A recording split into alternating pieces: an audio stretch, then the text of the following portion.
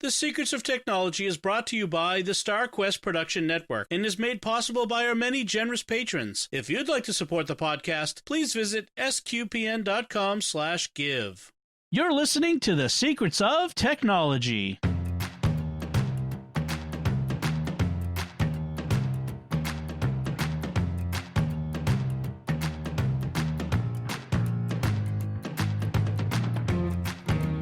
Hi, I'm Dom Bettinelli, and you're listening to The Secrets of Technology, where we discuss the technology news that's important to you from a uniquely Catholic point of view. And joining me today on the panel are Jack Baruzzini. Hi, Jack. Hi, Dom. How's it going? Very well, thanks. And Thomas Sanjurjo. Hi, Thomas. Hi, Dom. Good to be here. Good to have you. So before we get started, I do want to have a little programming note, just to let folks know what's coming up. We don't often do that, but there's actually something coming that we know we're going to want to discuss, and that is on Monday, June 15th, Apple will be no, that's a couple days ago, June 22nd. I went back in time for a second. On Monday, June 22nd, Apple will be having its Worldwide Developer Conference keynote virtually this year, of course. And so there's expect to be a lot of interesting tech news having to do with your iPhone and iPad and your Mac and various things like that. There's been rumors that Apple's going to announce that they're switching from Intel CPUs to its own ARM processors. And so we'll be talking about that when that happens and what it could mean for regular users and what you could expect from your next iPhone or your next Mac and that sort of thing. But we'll talk about that next time. But that's just a little preview for you all.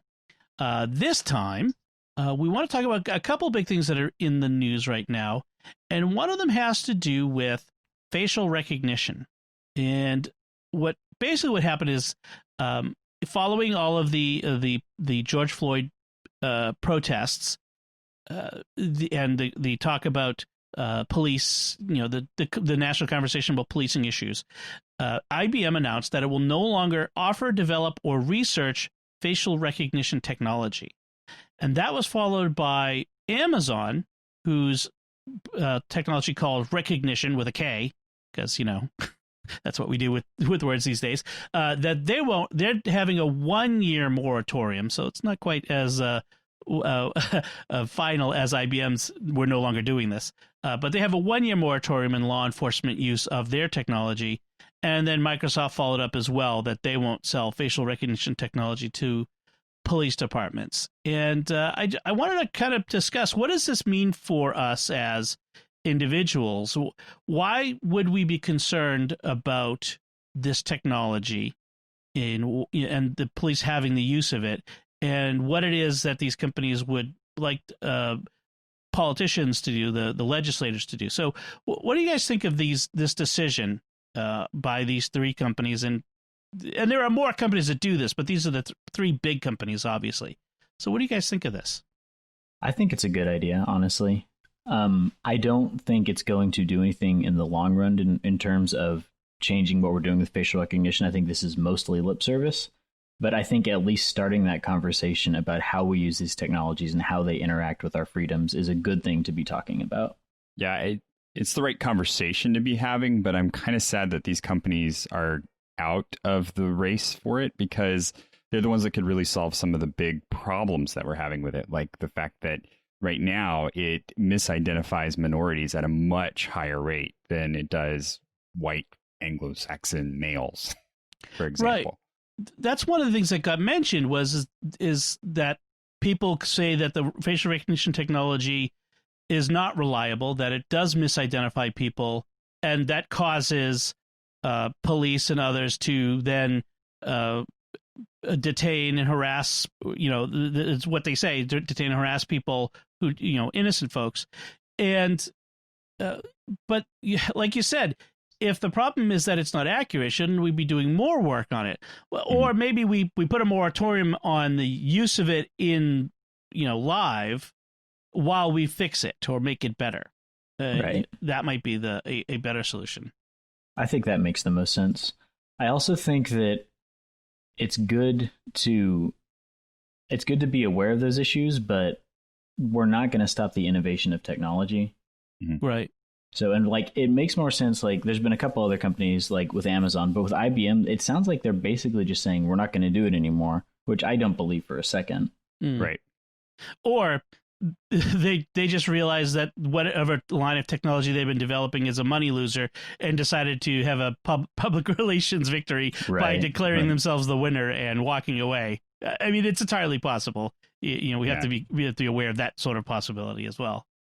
And to be honest with it, the technology is not hard. The visual recognition technology is really easy. You can go find a few tutorials about using just almost bare bones Python with just a couple of libraries and make a decent facial recognition software that recognizes that there is a face in the picture that you're seeing, and then can point out a few small details about the face. And with just a little bit of extra work, you can make it that next level of decently recognizing each individual face, at least to the limits of what the technology is. And the big issue is that we have some issues with camera technology and also issues with how we recognize faces using the visual tech. And that's what causes the problems with minority faces, because a lot of that relies on the coloring of the face. And in a picture that doesn't have as good lighting, or that has lighting coming in from a different direction, a lot of that detail is lost because of the way our cameras work and the basis of the light and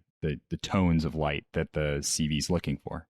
I think there also needs to be a conversation about, should we be able to like scan a crowd and then find out everything about everyone in the crowd just based on facial recognition and then linking it to their data? Like, let's say you're looking for someone and you scan a crowd and you see other people that have a past criminal record, but they're just out and about and, they've served their time or whatever. I could see that becoming an issue where those people would be more likely to get checked because of that prior history, based on the fact that this database pulled that up. And when you hear people talk about using this technology, it's very scary, because it goes into that minority report territory where, one of the big talking points is that there were cameras all over London and we could have prevented some terrorist attacks by having seen these people on the streets of London. That's like, you'll hear that if you dig into this at all. If you watch John Oliver's presentation from last week tonight about this whole thing, that's one of the things that comes up. And it's like, well, what are we supposed to do? Are we supposed to literally start a minority report situation where, pre-crime? There's a possibility that you've been associated with a terrorist cell, so every time you go out on the street, you're going to get picked up and hauled in for questioning. And that's what happens in China. They have their social credit thing where if you're not, green with them, you cannot pump gas at the gas station because everything is paid for through facial recognition transactions. Mm-hmm. And I read an interesting thing talking about how basically the only reason we're not like China is because of our ethics and our freedoms. Like, we have all the technology here, we just haven't done that. Yeah, I mean, it's a lot like, I remember the TV show Person of Interest, which actually went off ended its run a few years ago. But that was a big part of it, was the idea of facial recognition everywhere. They were kind of a little bit ahead of their time, but they sort of, the good guys in that relied on this facial recognition to find people anywhere, and it doesn't take a lot of imagination to see the bad things that can happen, like it's already happening in China, and it could happen here, because what we do is we do sometimes we do bad things for good reasons, right? Just like the idea of, we really need to stop terrorists, right? Like, we need to stop terrorists at the airport, so we're going to make everybody take their shoes off before they get on a plane. And then suddenly we're rifling through people's data on their phones and laptops, looking for financial crimes. Like, whoa, how is this terrorism related? Mm-hmm. And that's the problem. Some, and it's not just these big three companies that are the problem. There's been others who've recently been in the news for kind of shady things, like Clearview AI, which was found to be scraping photos from social media sites, like as in going through any public photos. If I post a photo of me and my kids, they scrape it and they use it in their database, and they have my name attached to it. And now I'm in their facial recognition system, and they had more than 3 billion images, and they did this without getting permission in most cases. Which is against the terms of service. So right. Everybody, I think, likes to decry social media as an ill when this kind of stuff comes up, but this was actually explicitly against the terms of service, and there seems to be no legal recourse to actually prevent them from doing it, stop them from having done it. And even if there was, they've done it. And so they already have that data. Right. I mean, they're being sued, but the barn door. I think that's a big part of what's going on is we have all these new technologies and we're kind of trying to take the old laws that we've had and fit them around that instead of either making new laws or radically changing how we're looking at these things to fit with our concept of freedom. Right. A lot of the laws that are on the books, and this is an important factor for helping us when we decide who to vote for.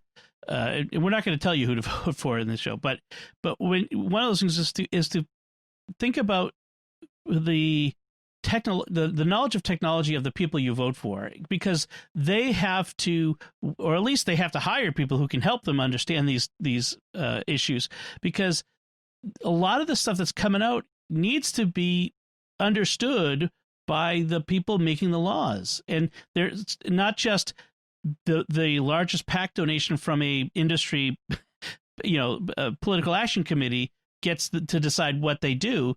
There needs to be, some expertise among our legislators, because they're going to have to help us. In fact, that's one of the things that IBM and Microsoft and Amazon have said is, look, it's not just up to us to not sell this stuff or to put a moratorium on it, but it has to, all the legislators, the Congress has to now pass laws to tell everyone this is how you can use this stuff.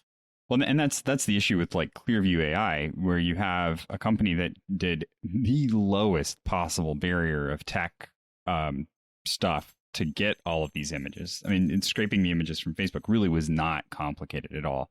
And it kind of shows by the other apps that they've produced before. The other apps they've produced before are just ridiculous kind of throwaway apps. And this is one of those things where they struck gold because they were willing to step into a gray area. And they might be a one-off company, but what they've done now is set up that situation to show how easy it is to do it. And then they've turned around and sold it with the pretense of it being an easy way to identify people, which should make everybody's skin crawl. But there's nothing on the book. There's no law on the book that says this can't be done. Right. And once that database is created, it's out there. I mean, Clearview AI goes out of business tomorrow. Somebody comes in and snaps up their assets. I mean, it's just once you've created something like this, it's there. And they've shown that anyone can do it. So I'm sure it's been done multiple times. Right. Facebook has itself gotten in trouble for facial recognition technology. They were sued beginning in 2015 for, if you remember, they had a tag suggestion tool. They still have it, but back, before 2015, it scans the face in the photo and then offers suggestions about who that person might be, but that then stored biometric data without user consent, which was apparently a violation of Illinois' Biometric Information Privacy Act. So there was a law in the books. It was a state law. And this is another part of the problem is there's a million jurisdictions and all the laws could be different. And so, in 2018, they started, changing the way they did it to inform you of what they're doing, which is the key. Is you have to make it an opt-in. But even they ran afoul of this, and now they've lost their class action suit as of this past January of $550 million, which they'll probably appeal and have a settlement or something like that. Or something along those lines. So that it basically enriches the lawyers. That's the only winners in these things. So it's the decision by the bottom line, I think, is the decision by these three companies doesn't end the story. There's facial recognition is out there. It's on your phone. That's how most of us unlock our phones these days, unless you have a iPhone SE or something.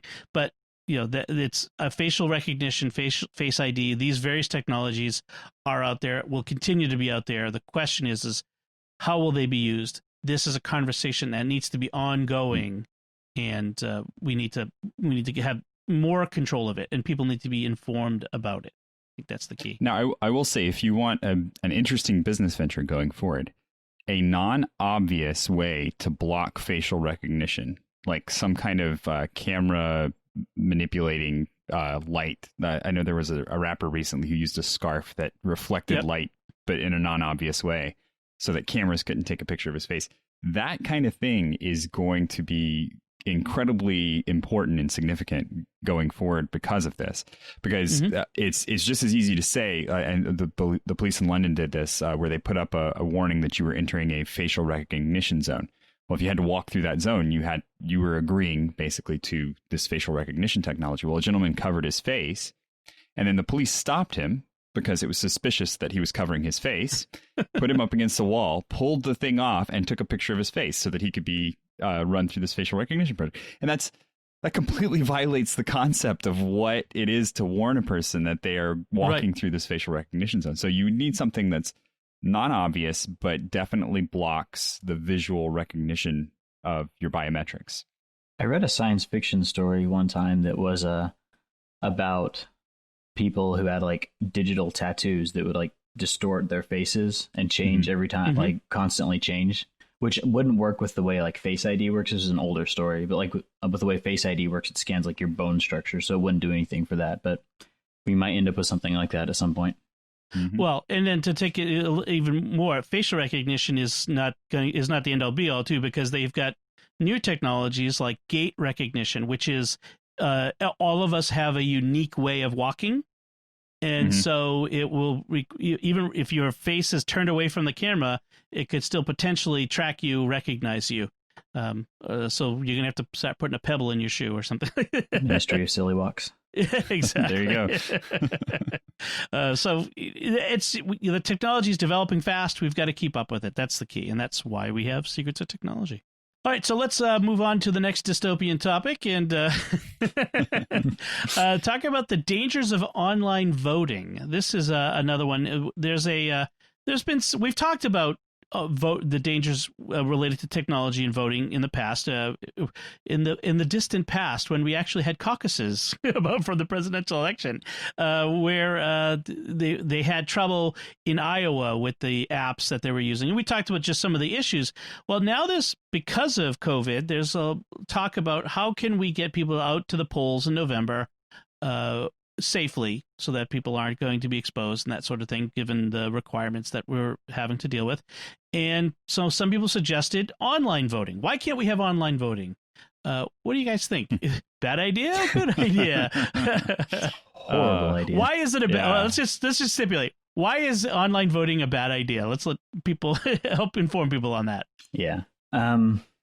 There's no good way currently to verify your identity with the technology that we have, unless you're giving everyone a locked down, scrubbed computer with built-in multi-factor authentication and biometrics. There's no way to identify who's actually voting. Which, given the fact that we don't even, most jurisdictions, I'm not sure any jurisdiction requires an ID at the voting booth. Some people would say, well, we don't require people to show an ID when they go. You could just show up and say, I'm anybody. I'm Joe Schmo. I live at this address, and they have to give you the ballot. Some people might say that, but that's a far cry. In that case, you'd have to physically go down to the voting booth and do that. You can't, do 1,000 of these a second over the internet, which is what a hacker could do. That's really more the issue, is that it's easily once you've figured a flaw in the system, it's easily reproducible. You can do it as many times as you want. And then what are you going to do? If there's a discrepancy and there's 2 votes cast by the same person, which one do you go with? Do they both get thrown out? Right. Yeah. Do they both get thrown out? And then if they do both get thrown out, then the hacker wins, right? Because they've got 1,000 votes that don't have someone that went to the polls. Right. They still manipulating the election. And that makes the bear. Oh, sorry.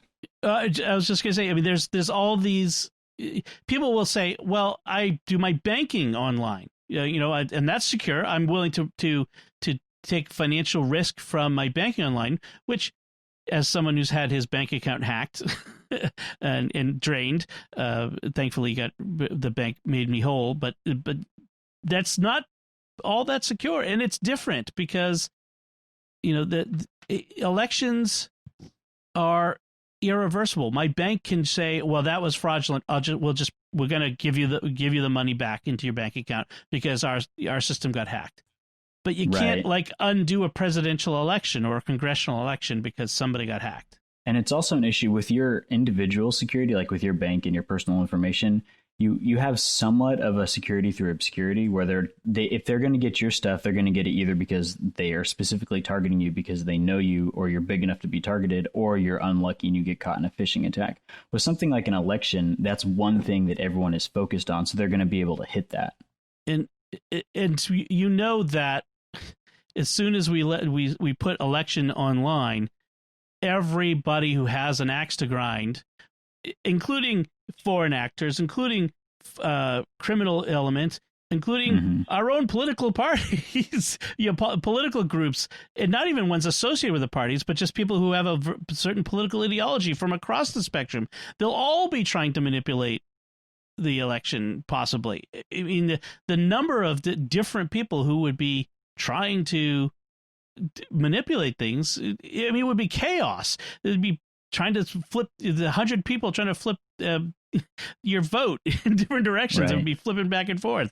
It's just such a bad idea. I mean, we can't even make the electronic voting machines that you have to physically stand in front of in a voting place secure yet. Mm-hmm. I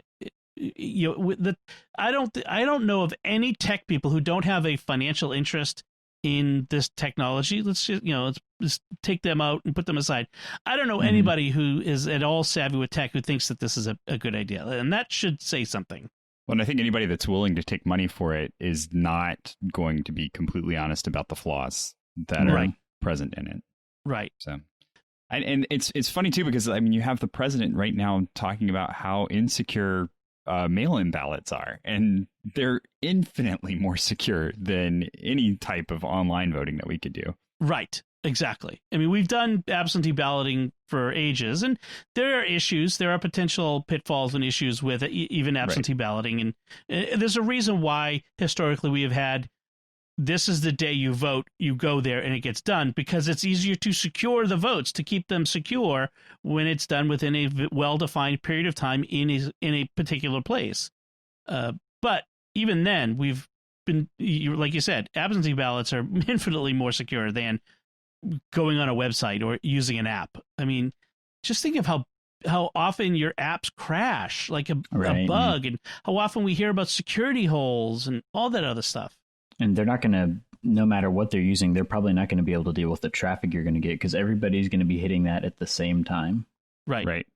Yes. Yeah. I just can't imagine that this would be a good idea. One of the things I want to put in the show notes is a blog post from a couple years ago, actually about 1 year ago, from what was his name? This blog.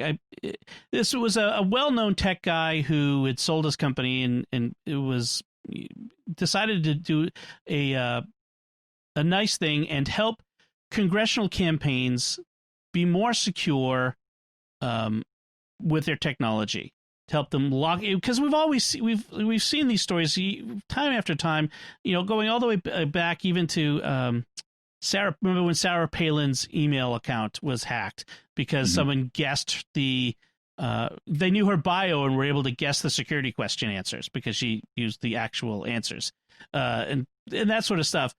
So this guy decided, I'm going to volunteer and spend my own time and money to go around to 41 different Democrat congressional campaigns. He went to the Democrats because that's his particular point of view. That's fine. And he went to all these campaigns to help them, to give them basic hour-long campaign security training. He provided them with YubiKeys, which are little blue hardware keys. I have a little, well, he had the blue ones, but they're all colors now. But it's an authentication key that you have to plug into a computer or a phone or whatnot in order for it to authenticate you along with a password. So you have to have a physical possession of this thing in order to log in. That makes it more secure. And he talked about what it was like afterwards and how hard it was to get people to change and to get people to take security seriously. Nobody takes security seriously, and that's the thing. Even when it's at such a high level. Now, I got to say, like, I've known people who were involved in security in government offices at the highest levels, and they took it very seriously. but when you get down to like the congressional campaign level, that sort of thing, which is still an important level. It's a very interesting article to talk about because one of the things that he got pushback on was became an obstacle to fundraising, and if something is an obstacle to fundraising, that's gone. Mm-hmm. And as soon as it became a problem. Yeah. And I think the thing that a lot of people forget is that security is not something you do one-off. It's a process that you set up. And so for a campaign that's going to be around for a couple of years, and it definitely has a limited lifetime. It doesn't have an infinite amount of buy-in. It's not like it's going to be your livelihood for the rest of your life. Trying to set up the process that creates good security is very, very difficult. I have a buddy who's just starting a company, and he's dealing with all sorts of HIPAA stuff. And it's trying to tell him, no, we can't just do that because there's a lot of process that needs to go into trying to get this information back and forth. It's very difficult to try and explain that to everyone involved, to his clients, to him, to all of the different pieces that need to fall in place. But it's one of those things that you have to say, it's going to take time. You have to start developing the process now and make sure that everybody's following through on the whole thing to say this piece is ready to go. And nobody wants to do that. And it's really hard when you have to disrupt people's normal routines. Like I've run into that when you're trying to get people to understand why they have to change their passwords or why they have to use two-factor authentication. Two-factor. Like anything that is an additional step or is not invisible, people do not want to do. There's been studies that actually come out and said that making people change their password every 30 days makes them less secure. Right. Partly because people start using insecure passwords and all that sort of thing.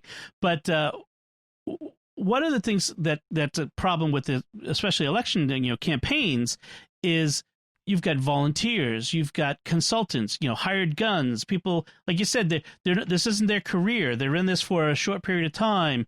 And a lot of stuff is run and gun. It's quick, moves quick. You've got to, here, there, and you got people coming and going. And it becomes very difficult to keep track. But it's never top of mind, this sort of stuff. And I find it even like in my own family, like with my wife, trying to talk to her about why it's so important that I have a very a difficult password for our Apple iTunes account, because you gotta have, because that's the one she's got to type in all the time. And it's like, but it's got to be a good password, or someone could break it and steal, buy stuff on our account. And I haven't even tried to do the two-factor with those accounts with her, because it's just, I know how difficult it would be. And part of the problem is the technology of passwords. We need to move beyond password technology. And this kind of goes back to our first discussion, which is we need better biometric security to safeguard things, because we're still, even with Face ID on my phone and my iPad, like I just tried to activate my iPad to turn the lights back on in my office because they automatically went off because smart home.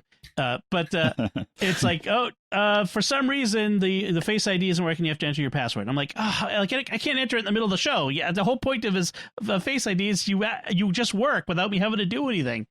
Right. So until we get better security gates, I don't think we're going to have better security. I think that's a big part of it. I think we're definitely getting there. Yeah. Like even with like the Face ID on the phone, the issue I've had recently is because you're wearing a mask and you're in the store, you can't unlock your phone. Oh yeah.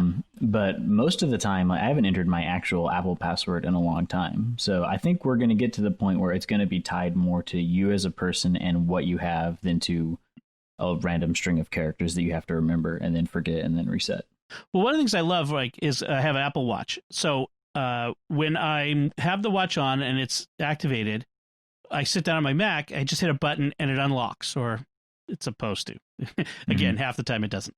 But it's supposed to. And I'm thinking, and during this whole COVID thing, I've been, wherever I shop, takes Apple Pay, and I don't have to touch anything. I just activate Apple Pay on my watch, wave it over the thing, it works, which is great. And I'm thinking, why doesn't my phone, and that's the other thing, is I have it so that when my phone unlocks, my watch unlocks. Okay. Well, why doesn't it go the other way? If my watch is active and on my wrist, and thus I can use it to pay for stuff, why can't I have it unlock my phone? Like, if it'll unlock my computer, why don't it unlock my phone? And I'm hoping someone at Apple thought of this, and it's going to be in iOS 14 coming up. But this is the sort of, like you said, this is the sort of thinking. We need to get better at this. It has to. We're on the cusp of it, but it's not quite there yet, and that's my hope for this stuff. Right. Yeah.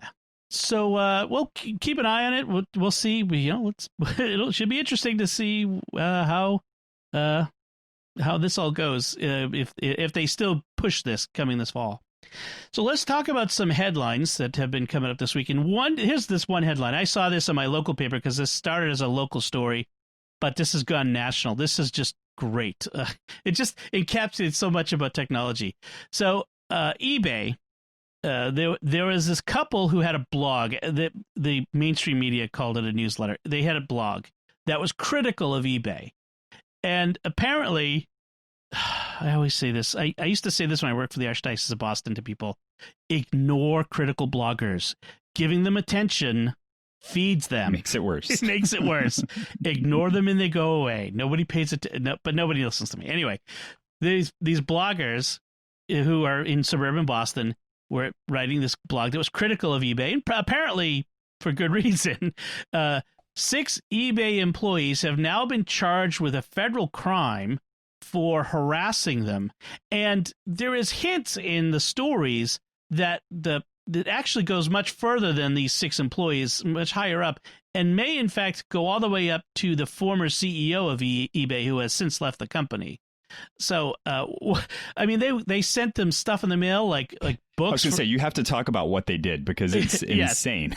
They sent them a book about how to survive the loss of a spouse.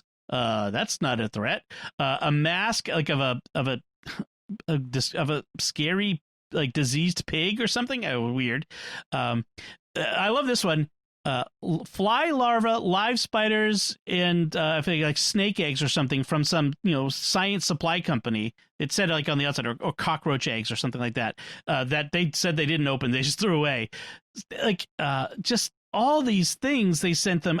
I'm not sure were they spending eBay's money to send this to them? I don't know. Yeah. And then they even flew across the country to Massachusetts to spy on them in their home.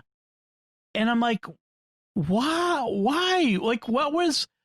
I still don't have the whole story, like what these people were saying on their blog and what prompted this. Did they have an action? Like, were they getting so much attention? Have you guys seen anything on this? I've seen this story, but my wife actually brought this story up this week. Like, she was telling me about it, and I'm like, wait, what? Do they have some actual dirt on someone that people don't actually know about? Because I don't see, even if it's a blog that's really critical that lots of people are reading, I'd never heard of the story until I saw this, and I doubt most people had. Right.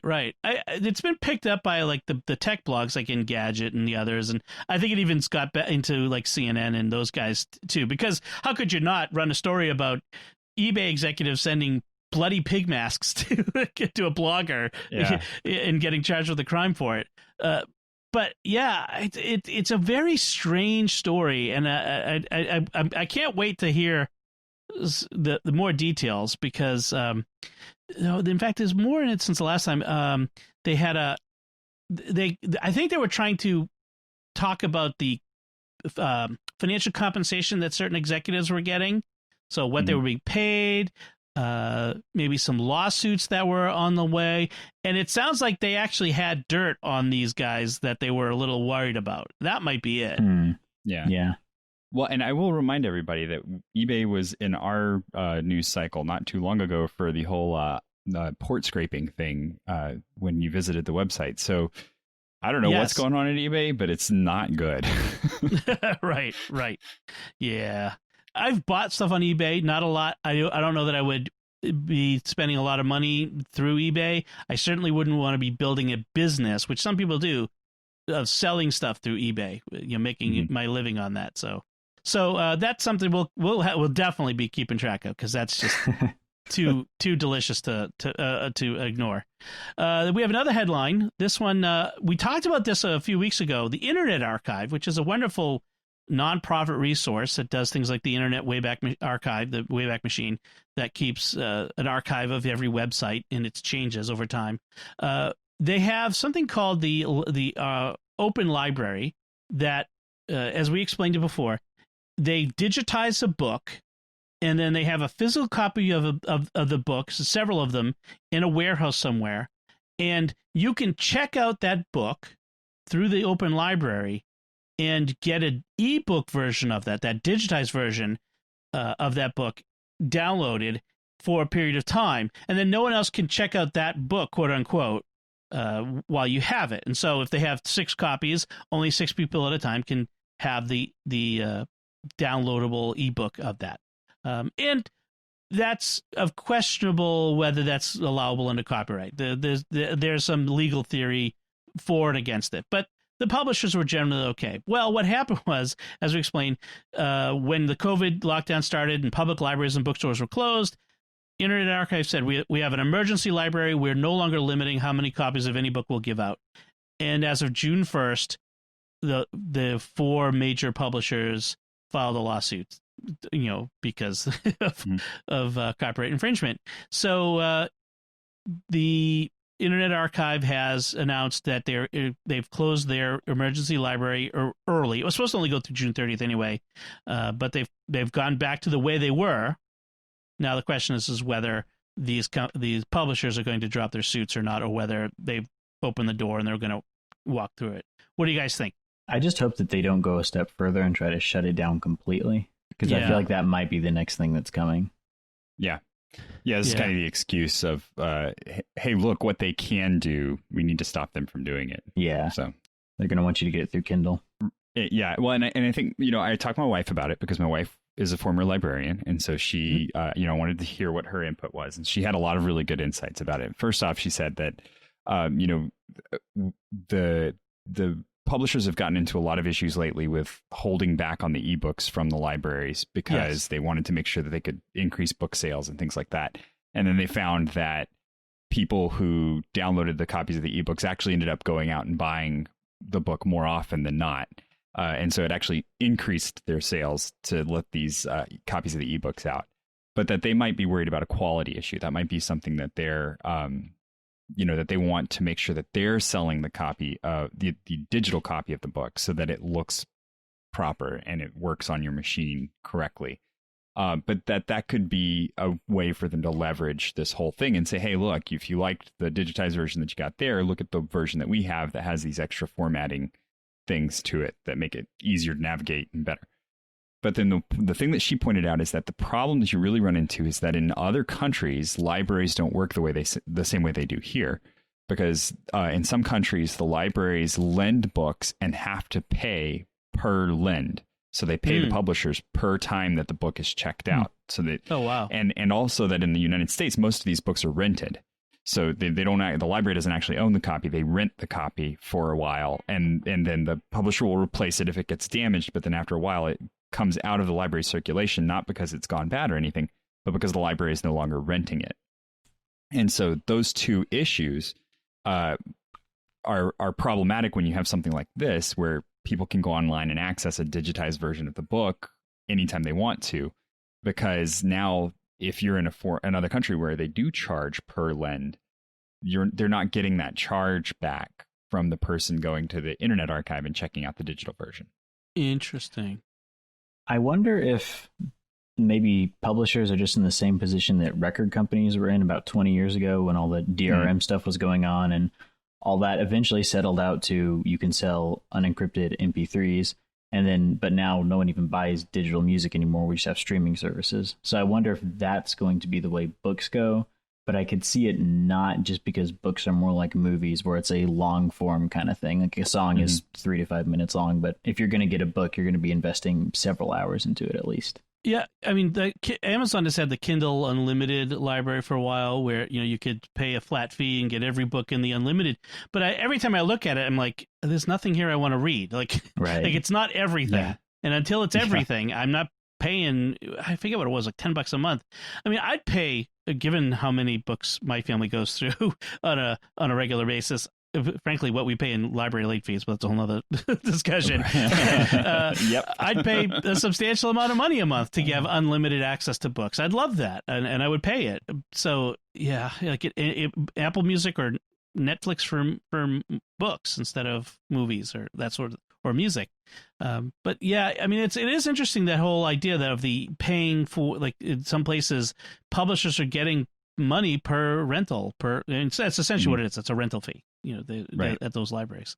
The legal theory is, we've got the book and someone's checking it out. They're just checking out a different form, which is similar to what some of these streaming TV services have tried to claim about the way that they do things.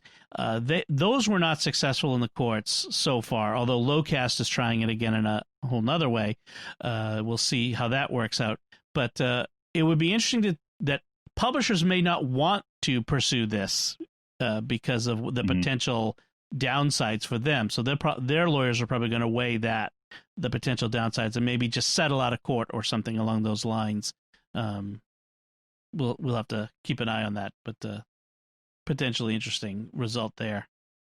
So let's talk about our next one. This is a good one. I like this one. Disney almost bought Twitter in 2016. And could you imagine what Twitter would be like today if it were run by Mickey and Goofy? Well, sometimes it feels like it's being run by Goofy, but now,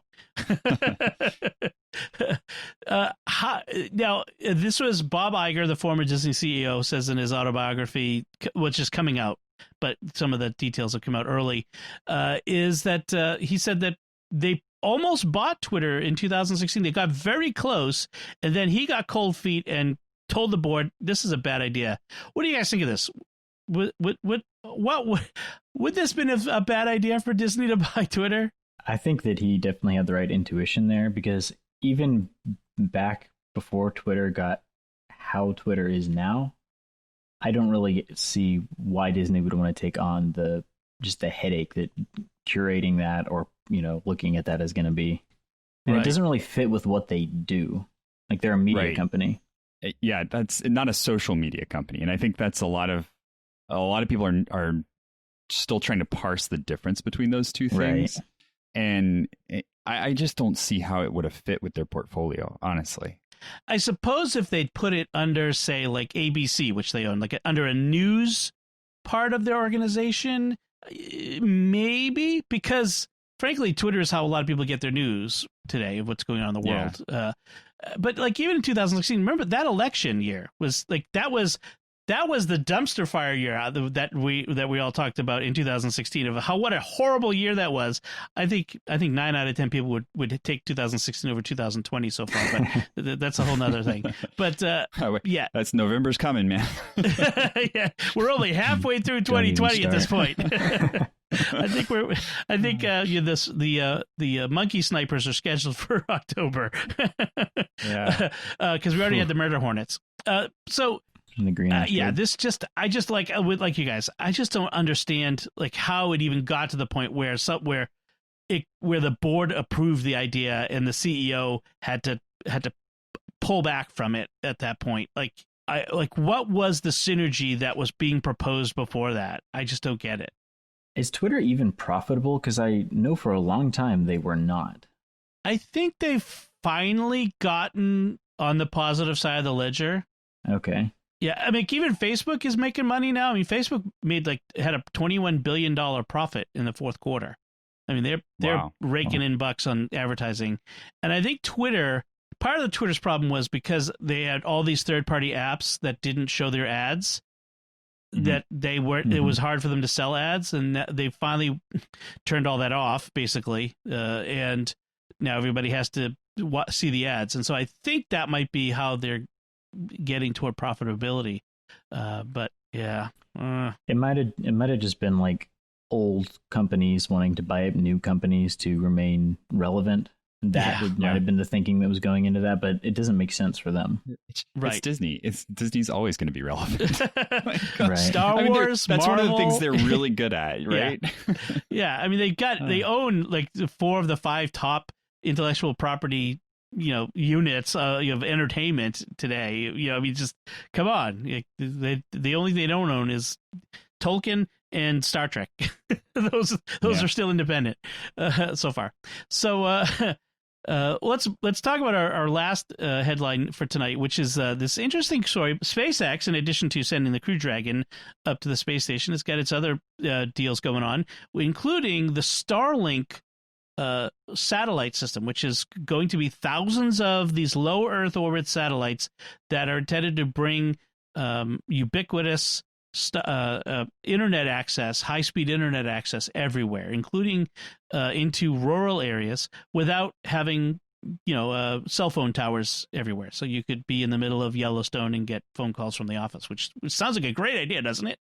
And but so there's there's some interesting quirks about this, which is that the idea for the funding this is supposed to come out of this fund that the FCC administers for rural internet access.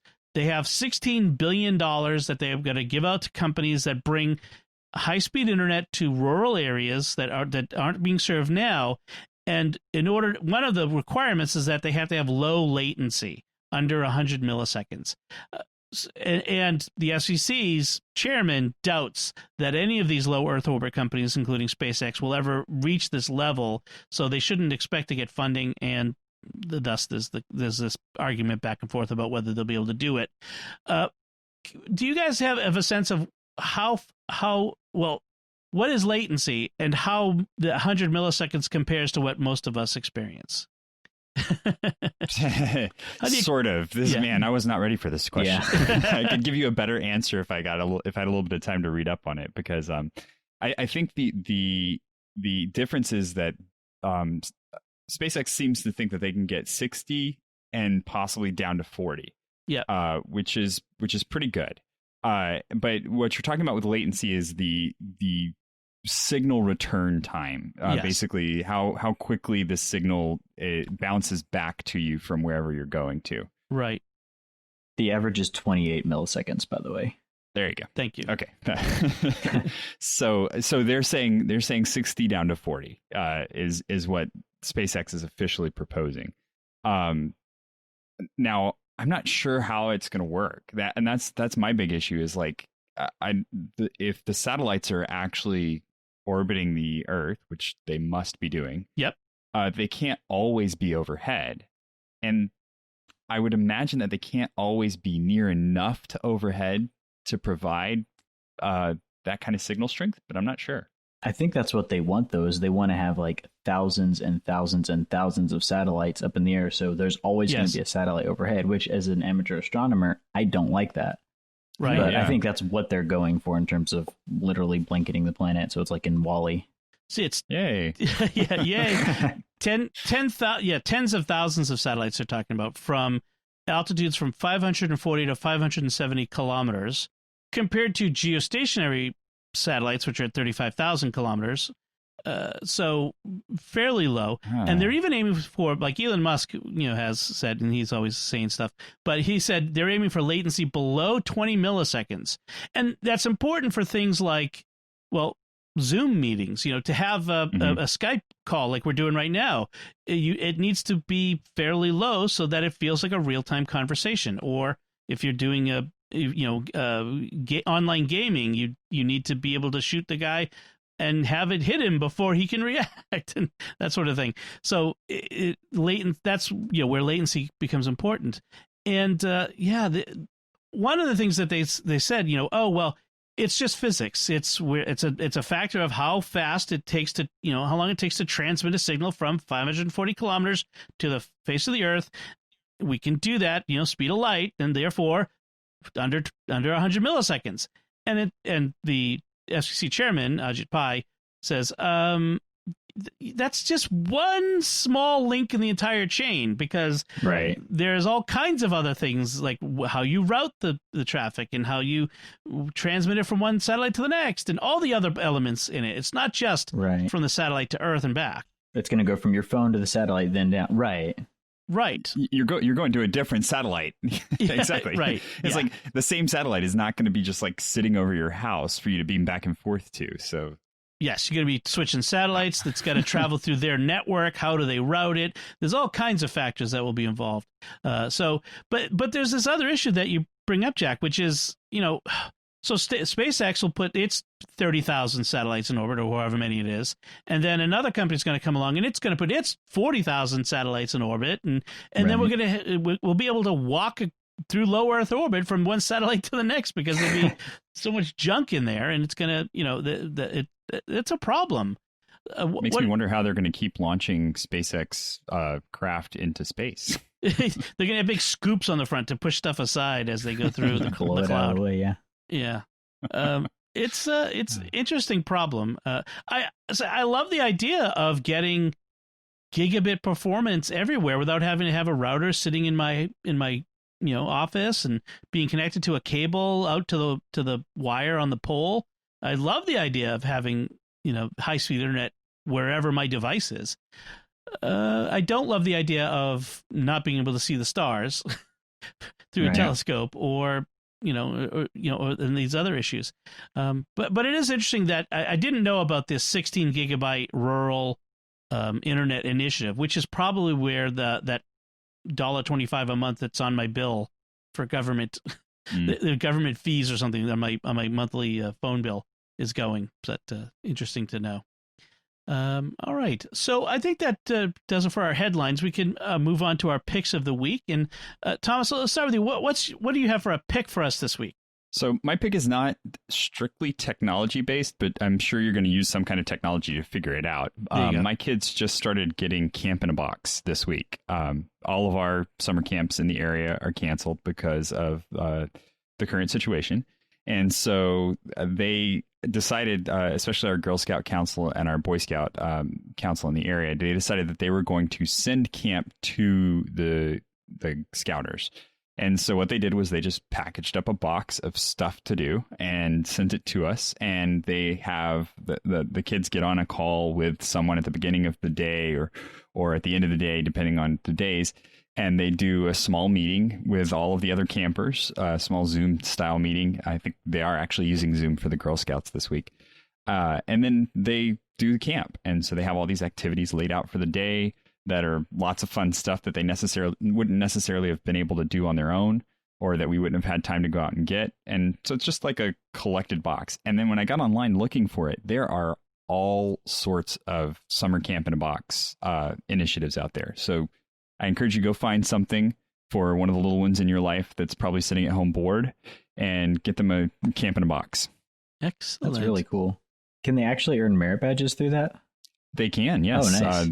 Yeah, so it's all they're going to be doing like an urban hike soon. That's just, walking around your neighborhood and checking for things. And then some of them do actually lead to parts of the merit badge program. Oh, nice. That's awesome. So. I mentioned a while ago that I was leading I'm a merit badge counselor for BSA, and I was doing a merit badge class online through using Google Classroom for a bunch of kids over in digital technology, which seemed appropriate.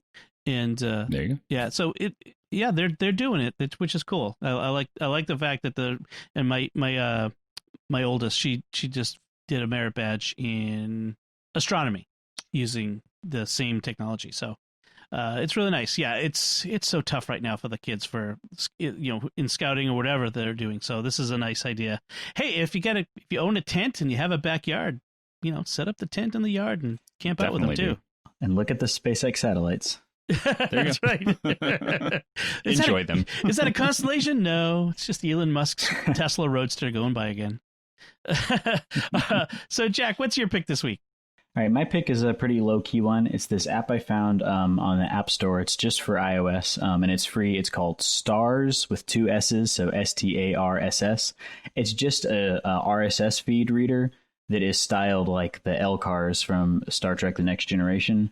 And the fun thing about it is that it removes all the touchscreen functionality within the app itself, so you have to use the physical controls in the app. It's not much more than an RSS reader, but I want someone to make something like this for my computer so I can make it all LCARs. And it's actually really, really well done for what it is. Nice. I like that. I'm definitely it's a lot of fun. You Trek nerds. It's got all the sound effects, and you can even activate Red Alert. I breathe with both right. lungs. I'm Star Trek and Star Wars. Just, So. All right. That's cool. I'm definitely getting that.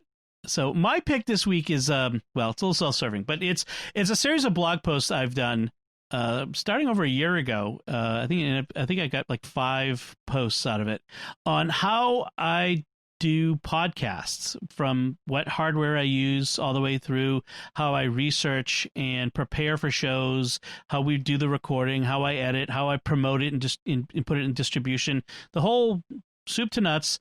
I often get people asking me, well, if I wanted to start a podcast, what do I do? Well, this isn't the only way to do a podcast, and there's plenty of ways to do it, and you don't even need all the equipment that I use, but it's just, this is what I do, and it gives you an idea of how it works. So, and it's not the end all be all. Like I said, there are people who are much better at editing audio than I am, for certain.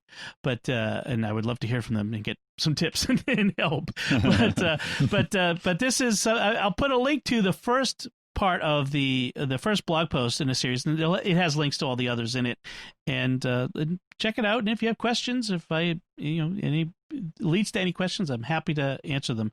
A rising tide lifts all boats, and the more podcasts there are, the better for all of us. So I really would appreciate seeing more podcasts out there. All right, so those are some great picks this week. I'm really happy to see those. As we wrap things up, I do want to take a moment to thank our patrons who make it possible for us to create the Secrets of Technology, including a few new ones this week. We want to welcome Albert A. and Megan S. We also thank Scott H., Laurent S., and Dan F. Their generous donations at sqpn.com/give make it possible for us to continue the Secrets of Technology and all the shows at StarQuest. You can join them by visiting sqpn.com/give. So if you have any feedback on our discussion, anything you would like to comment on, any of the topics we talked about, you can let us know by commenting on the show at sqpn.com/technology or the SQPN Facebook page, facebook.com/StarQuestMedia, or send an email to technology@sqpn.com. And of course, I'll put links to all of the headlines from our discussion and our picks of the week on our show notes at sqpn.com. Remember to like each episode of Secrets of Technology on Facebook, where you can find it there, and retweet them on Twitter, where we're at SQPN, and leave us comments. We love to engage with you on social media. We love to hear from you all, especially what you think of the things we talk about. So until next time, Thomas Sanjurjo, thank you for joining me and sharing the Secrets of Technology. It's my pleasure. Jack Baruzzini, thank you as well. Thanks, Tom. And once again, I'm Dom Bettinelli. Thank you for listening to the Secrets of Technology on StarQuest.